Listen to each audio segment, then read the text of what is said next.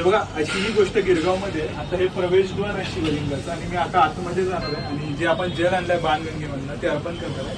हा कळस आहे आणि कळसाच्या आतमध्ये शिवलिंग आहे. तर आता मी तुम्हाला आतमध्ये दाखवतो गोष्टी कशा आहेत.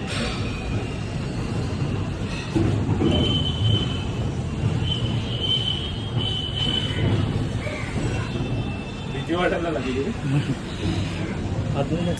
जोश मध्ये आतमध्ये शिरलो पण भीती वाटायला लागली अडकलो तर, म्हणून लगेच बाहेर आलो. पण त्यानंतर मनात आलं अरे छत्रपती शिवाजी महाराजांचा मावळा त्यात शिवशंकराचा दूत आणि घाबरतोस. मग दोघांचं नाव घेतलं, म्हटलं छत्रपती शिवाजी महाराज की जय, हर हर महादेव आणि आतमध्ये शिरलो.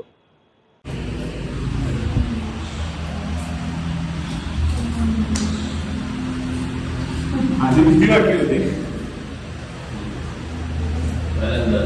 हो, पहिल्यांदा मी खास बघायला आलो आणि व्हिडिओ बनवायचा होता मला आणि त्यात गंगाजल पण घेऊन आलो बाणगंगेमधनं.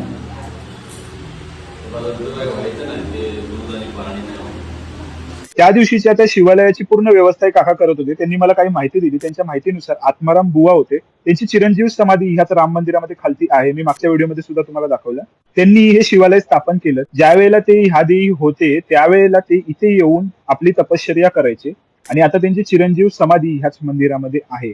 त्याचबरोबर हे जे शिवालय आहे ते श्रावणातील 4 सोमवार आणि महाशिवरात्रीच्या दिवशी फक्त उघडलं जातं. इतर वेळेला ते पूर्णपणे बंद असतं आणि यावर जलही आपण अर्पण करू शकत नाही, कारण हे सध्या रूढीमध्ये नसलेलं शिवालय असल्यामुळे तिथे कुठेही पाणी जाण्याकरिता मार्ग नाहीये. तरी मी सुद्धा माझ्याकडे आणलेलं गंगाजल मी त्यावर शिंपडलं, माझी पूजा केली आणि त्यानंतर परत एकदा त्याच वाटेने परतीच्या प्रवासाला निघालो.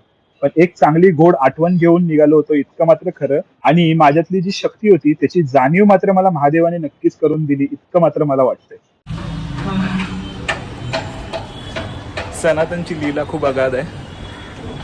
या कळसामध्ये महादेवाचं मंदिर आहे, म्हणजे शिवालय आहे.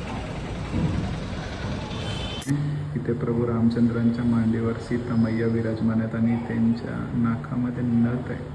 सर्वात आतमध्ये जाताना भीती वाटत होती ती म्हणजे आतमध्ये मध्येच अडकायला झालं तर काय.